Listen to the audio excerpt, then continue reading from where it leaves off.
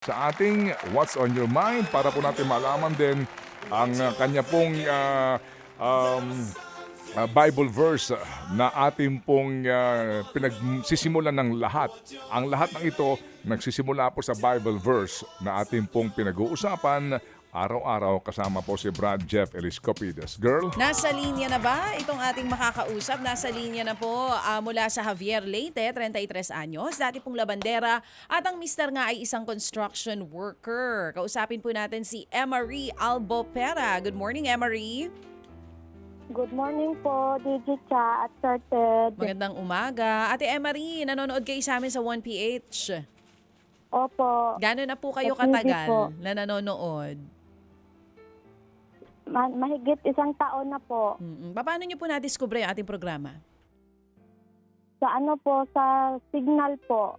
May Signal TV po kayo. Oo. Opo, So, noong 2023, kakakabit nyo lang din ng Signal TV. opo ma'am. Nice naman. Dito po ba sa bahay ninyo, kayo lang po ba mag-asawa ang magkasama dyan, tsaka yung mga anak ninyo, o may mga magulang po kayong kasama dyan? Wala po, kami lang po. Ito po ba inuupahan o sa inyo na? Sa amin po, pero yung lupa po hindi po sa amin. Nagkikitirik lang po kami. Sino pong may-ari ng lupa? Yung ano po, mga Javier apelyido. Okay. Nakiusap lamang po kayo magtayo ng bahay dyan. Opo. Gano'n na po kayo katagal na naninirahan dyan? Matagal na po kasi po yung magulang po ng mister ko dito na po dati. Sila nakatira. So, dyan din po sa area na yan, halos malapit lang sa bahay nyo, nakatirik din po yung bahay ng mga magulang ng napangasawa nyo po. Opo. Okay po, sige Pero po. wala na din po sila. Wala na po sila pareho. Opo. Sige po, bago po natin pagkwentuhan na ito pong storya ng buhay ninyo dyan, Emery, ano muna yung Bible verse na binigay po sa ating kahapon? Ano po? Efeso 4:32. Sa halip maging mabait kayo at maawain, magpatawad kayo sa isa't isa tulad ng pagpapatawad sa inyo ng Diyos dahil kay Kristo. O, diba? Ang ganda nito, Emery. Pero sa isang taon, ang pakikinig mo sa amin dito sa What's on Your Mind segment, meron ka ba Opo. natutunan? Meron ka bang, anong nakuha mo dito sa pagbibigay ng magandang balita ni Pastor? Opo. Ang akin pong natutunan, tayo po ay magbigay ng pagpapatawad sa taong nagkakamali o nagkaroon ng kasalanan, o katulad po ng pagpapatawad at pagmamahal ng ating Panginoon Hesus po. Yan lang po. Emery? Po, Oo, salamat na marami sa iyong panonood sa amin. Kwentuhan mo nga kami dito sa buhay ninyo. 7 ang anak nyo? opo, Oo, yung isa, yung pangatlo namatay. opo. Sige. Ilan ang mga edad ng lahat ng anak mo ngayon? Tsaka, Yung tsaka, yung mga, isa po, tsaka yung mga pangalan. yung panganay po namin, kasi po, Sir Ted, meron po ako isang babae sa dati po, pagdalaga pa po ako, babae pong anak. Sige, tuloy mo At lang. saka- Tuloy mo yung kwento mo. Opo. Yung panganay mo ka mo, dati nagkaanak ka nung una. No? Opo. Sige, kwento mo sa amin lang. Makikinig lang kami sa iyo, Emery, ha? Sige. Ito pong aking pong panganay nga babae is na po, 16 na po ang edad. Bali po siya is grade 10 na po. Ang pangalawa po is grade 9, 15 po. At saka ito pong pangatlo, nag-aaral po ng grade 5, 11 po. At saka yung grade 1 po, 7. At saka yung 4 po, hindi pa po nag-aaral. At meron po akong 2 years old po. At ito pong pang-7 po. Oo. Meron ka ngayong baby? Opo. Kailan ka? Hindi pa po 1 month. Oo nga. So, ito na yung pang-7 mo ngayon o 6? Ano po, Bali sa mister ko po is pang-pito po. Okay. Pampito ngayon sa kinakasama mo. Opo. Oo. Yung mister mo, construction worker. Opo. Nasa ngayon ang mister mo? Sa ngayon po ay hindi po siya pumasok kasi nag-asikaso po siya ng ng live birth sa aking itong hindi pa po nag-isang buwan. Magkano ang sweldo ng mister mo kung may trabaho siya? 350 po. 350 lang. Labor siya, labor? Opo, labor. Oo. Sorry, Marie ha, magtatanong lang ako. Kung yun lang ang sweldo ni mister, sa bahay ka lang, di ba? Opo. Hindi nyo ba naisip yun na mas maraming anak, mas malaki ang responsibilidad at gastos nyo? Naisip naman po, kaya nga po minsan po, kung kulang talaga, binabudget-budget lang po talaga namin. Pero, Nakakaiyak naman po. Nakakaiyak talaga po. pero nagsimula kayo sa 1, 2, 3, 4, 5, 6, 7, di ba? Opo. So sa bawat dagdag, naiiyak ka din. Yun po, Sir Ted. O natatawa ka din Kasi ngayon. nahihirapan po kasi sa sitwasyon nga po. Oo, naintindihan kita, Iha, no? Oo, naintindihan kita. Kasi diyan sa probinsya, yan din ang problema ko minsan, di ba? Alam mo yon? Oo. Na hindi rin, wala ba kayong, wala ba kayong family planning na mga pamamaraan para mabigyan kayo ng abiso na mag-control?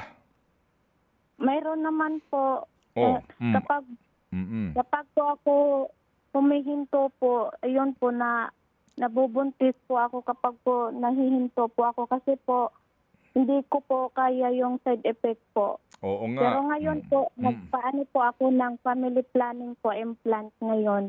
Oo. Nagpa-ligate ka na, kumbaga? Nagpa-implant ka na? Implant po. Oo. Tapos na? Hindi po, pagkatapos ko po ng anak, nagpaano po ako agad. Diyan ka pinanganak sa Javier? Opo, sa Javier po, Zone 1 po. Ano natapos mo sa school mo, sa pag-aaral mo? Grade 5 lang po, elementary lang po. Grade 5, no? Po. Si Mr. mo taga Javier din? Opo, lungsod po ng Javier, pero siya, barangay po, Laray. Oo, sige. Ganito, so meron kayong 2,000 pesos. Katumbas ito ng halos 5 araw na trabaho ng Mr. mo sa sweldo, no? Opo. Saan mo balak gamitin to? Bili po namin ng bigas po at saka pambayad po ng kuryente. Kasi nga meron pa kayong electric bill, no? Dito sa sa bahay nyo. Yung tubig nyo sa akin kumukuha? Sa lang po, sa puso po. Pero yung pang-inom po namin, po siya, sa lupa po sa ilalim, yung buro-buro. Oo, okay. Itong anak mo, kagandahan din naman, nag-aaral lahat ito. Itong 16, itong 15, 11, tsaka 7. Opo, nag-aaral po sila. Saan nag-aaral itong mga to? Yung doon po sa sa lungsod. Saan nakatira yun? Ayun. Saan nakatira? Dito lang po din sa amin. Lungsod po ng Javier nag-aaral po. Ano yun? Yung iba po sa elementary. Oo. So, namamasahe yung dalaga mo? Namamasahe? Opo, ang pamasahe? Tricycle, 10 po. Mabuti may pambaon pa siya. Minsan po, naglalakad para lang po anuhan po niya ng pang ulam. Okay, itong dalaga mo, 16 years old. Anong grade to? Grade 10? Opo, grade 10 po. Okay, sige. Ganito ha, Iha, no? Marie, meron ka bang paraan dyan para makapag-video picture para namin makilala tong mga anak mo? Opo, Opo, Sir Ted. Sige, hintayin namin ha. Opo. Mm-mm. Yung ano po, yung pangalawa ko pong ano po, anak, nag-aaral po sa Cebu po, Sir Ted. Ano po yun? Nasa Madrid po. Sa Cebu siya nag-aaral itong binata. Opo, Babae to lalaki? yung lalaki po, nasa mga Madrid po, nag-aaral. Paano napunta sa mga madre? Meron kasi na recruit po dito na libre daw ang pag-aaral doon. Kaya po ano po siya ng exam.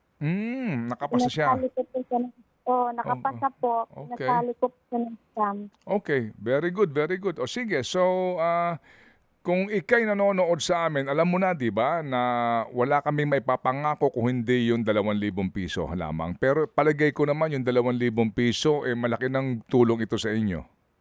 Ay, sobra po, Sir Ted. Malaki na po itong tulong. Maraming salamat po. 33 anyos ka pa lang. Opo, Sir Ted.